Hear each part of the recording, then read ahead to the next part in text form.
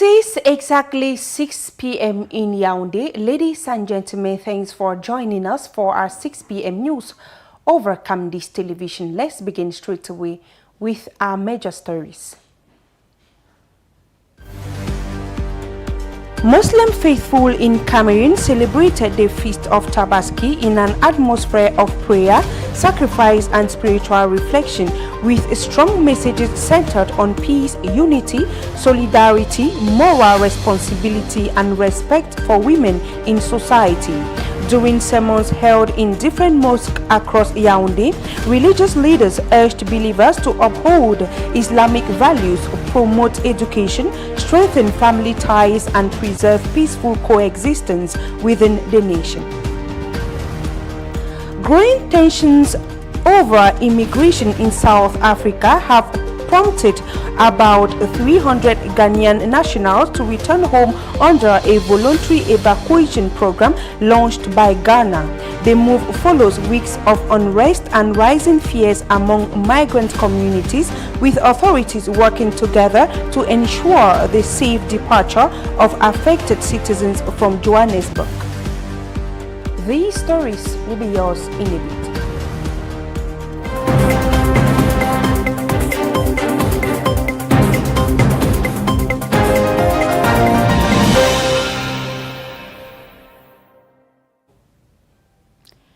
Thanks once more for joining us. We begin the news in religion. As you heard in one of our lead stories, the Imam of the Tinga Islamic Complex, Abu Bakar Goy Goy, has called on Muslim faithful to uphold values of peace, unity, honesty, and moral responsibility as they celebrated Tabaski in an atmosphere of prayer, sacrifice, and devotion. The message was delivered during a special prayers to Allah, with believers also encouraged to promote education, solidarity, and respect for Islamic teachings within the nation. Let's get details in the following part.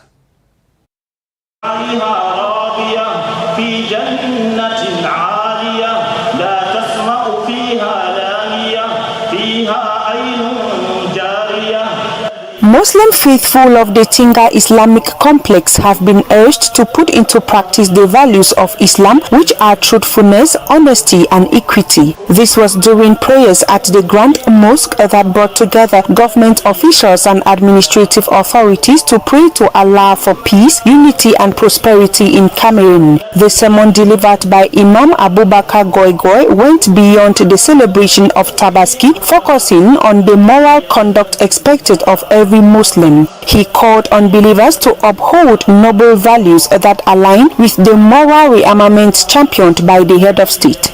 And the sermon goes in straight line with the policy of the government, the policy of the head of state, savoir what we call in French réarmement moral, because his speech was based on behavior, the behavior of a Muslim, which is the behavior of a Cameroonian, avoiding alcohol, saying the truth. The Imam equally laid strong emphasis on education, particularly the education of young girls, describing it as a pillar for a better society. His message was seen as a call not only to the Muslim community but to all Cameroonians to invest in the future through knowledge and discipline. He also reminded the faithful that Islam remains a religion of peace, tolerance, and solidarity, stressing that peaceful coexistence is the foundation of national harmony and development. The education of the young girl at the young age, which continue in the family, is very important. And that is why the young girl or the women in the family have a big role to play, in educating the children. In the behavior, the most important is the behavior. Not only for the Muslim, but all Cameroonians, all human beings. As a powerful expression of faith and submission to Allah, a ram was solemnly slaughtered in commemoration of Prophet Ibrahim's obedience and sacrifice. The symbolic act crowned the celebration in an atmosphere filled with prayers, sharing, and brotherhood as the Muslim faithful of Tinga marked Tabaski with renewed devotion, unity, and hope for a peaceful Cameroon. The important place of the woman in Islam in particular and in society in general has been reiterated at the Omispor Esplanade in Yaoundé by the Imam of the Essos Mosque. This was during the sermon on the occasion of the Feast of Tabaski, also known as the Feast of Sacrifice. The Imam reminded the Muslim faithful that according to the Quran, a good man is one who is good to his wife. Freddy Esomo and Promise Akanti in the following report.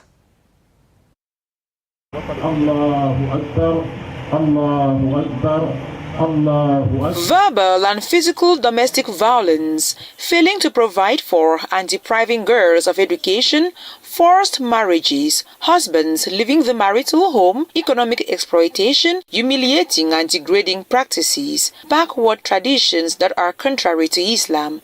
These are some of the vices decried by the Imam of the Essos Mosque during his sermon on the occasion of the Feast of the Sacrifice. Citing examples of female Muslim faithful who have set the course of history in science, service and transmission of wisdom, Professor Sule Man urged the faithful to give the women an opportunity to flourish. We have to encourage women to go to school, to work, respecting the Islamic identity. So it is very important that women take part in the building of our nation, of our society. Reminding the faithful that mistreating and humiliating a woman or depriving her of her rights are contrary to the authentic teachings of Islam, the Imam called for more respect for the rights of women. To highlight the importance of the women in Islam, as you know, as far as the Islamic teaching are concerned, woman occupies a very important place in Islam as a mother, as a wife, as educator. The message was well received, especially by the women who paid particular attention to some parts of the sermon. Sur la place de la femme au sein du foyer. On the woman's place in the home, the importance of the woman in the home, and the fact that she must not be a victim of intimidation or violence from her husband. Obviously, as a woman, I can only approve of this message because it comes from our spiritual guide and it is said in front of the whole community. As believers, it is normal for us to apply what our guide tells us. En tant que croyants, nous essayons d'appliquer tout ce que dit notre guide. The prayer for Eid al-Adha and the symbolic slaughtering of the ram in honor of the Prophet Ibrahim's obedience to Allah to sacrifice his only son marked the start of the Feast of the Sacrifice. The celebration continues in various homes.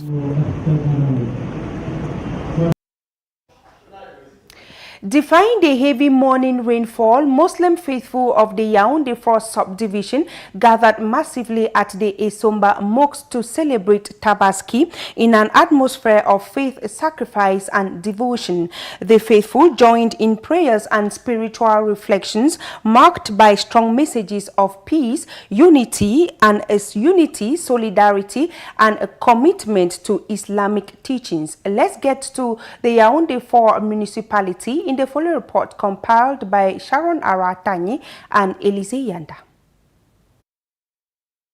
Despite the heavy rainfall that poured across the city this morning, the Muslim faithful of the Yaoundé 4 municipality turned out massively at the École Publique de Koningui to celebrate the Feast of Tabaski in an atmosphere of devotion and thanksgiving. The celebration was marked by prayers, chants and messages urging Muslims to live according to the teachings of Islam. Today it was to call upon the Muslim to let them know that after this period of worship, Islam is not only a fact that we think that we belong to Islam. We don't belong to Islam just because we are bearing a name that has a connotation bringing to Islam, but we belong to Islam because we act as Islam said. Religious leaders called on believers to uphold values of peace, love, sacrifice, and unity within their communities. It's not a religion that is calling people to fight or other things. No, but we are calling to peace. And wherever the Muslim is, he has to be there as a disciple of peace and living together. The celebration serves as a reminder of obedience to God and the importance of sharing with the less privileged. The symbolic slaughtering of the ram, which represents sacrifice and blessings in Islam, was equally carried out at the mosque premises for the Muslim community of Kundingi.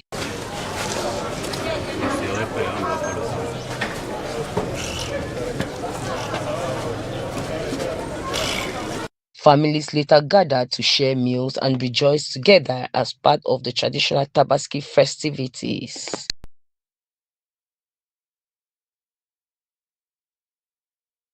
Tabaski. Let's now talk something else in health, where the National Commission for Medical, Pharmaceutical and Dental Training of Cameroon convened its 14th session in Yaoundé to address coordination gaps between health training institutions and ministries. Key discussions centered on harmonization, the integration of artificial intelligence, and improving the use of clinical training facilities. Freddy Esomo and Melanimbo.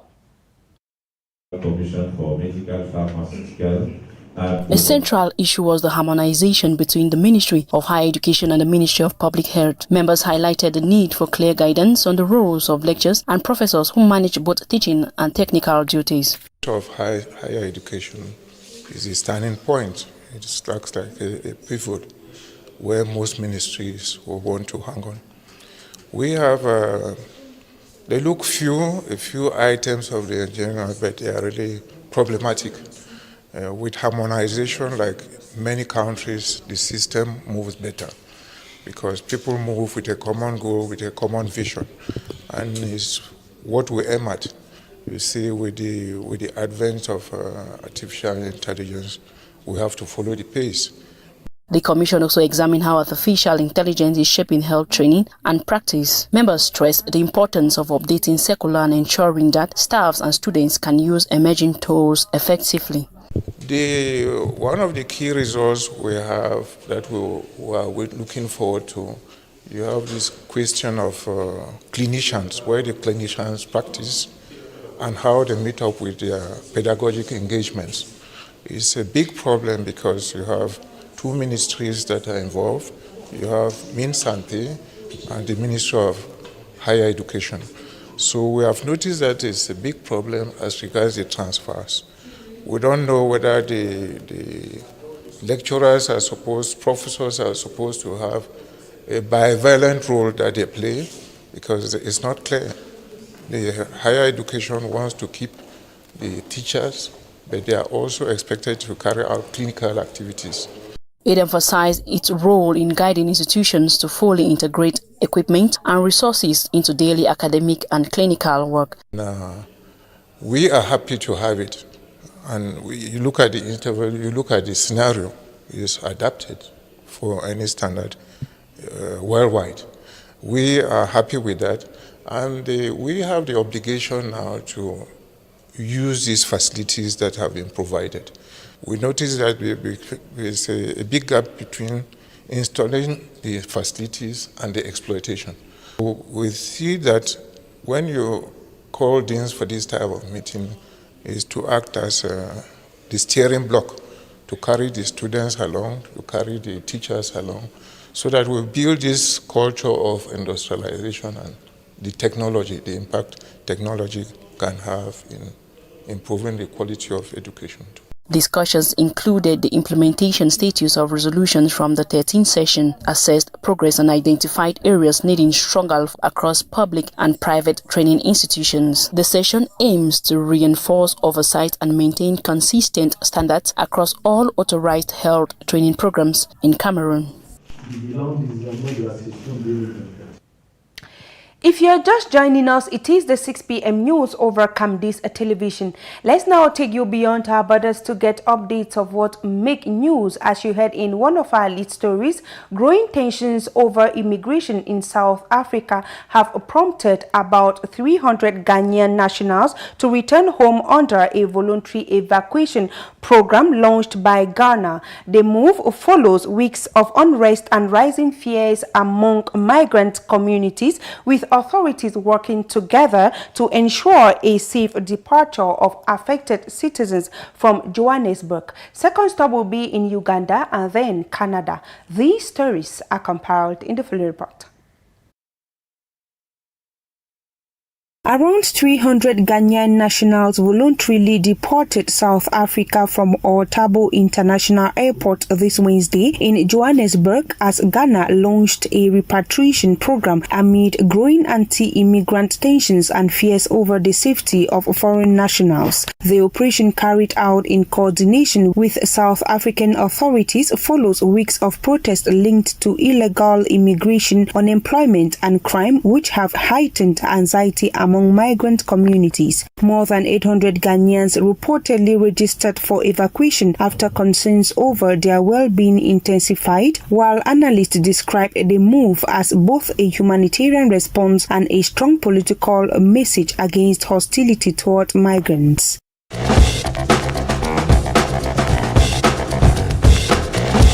Uganda has reinforced health screening and public safety measures in Kampala after confirming 2 new Ebola cases involving health workers, bringing the total number of infections to 7 since the outbreak was declared on May 15th. As authorities intensify contact tracing and awareness campaigns, residents have expressed mixed reactions, with some praising the government's rapid response while others are calling for stricter border controls with Democratic Republic of the Congo, the epicenter of the regional outbreak that continues to raise fears across neighboring countries.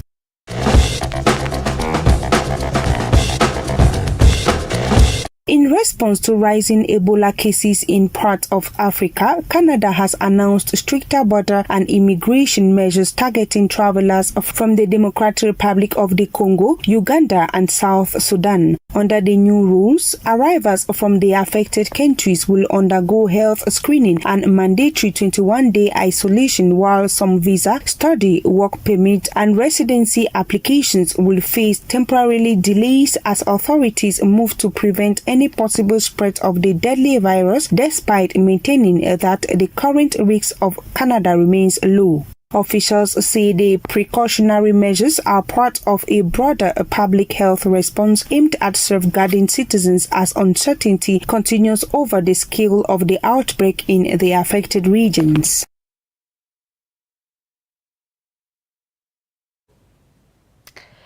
Ladies and gentlemen, we have come to the end of our 6 p.m. news over the Republican channel. It is always a pleasure staying with you. We leave you in the company of interesting programs over Camdis television. Eid al-Adha to all the Muslim faithful. Thanks for watching.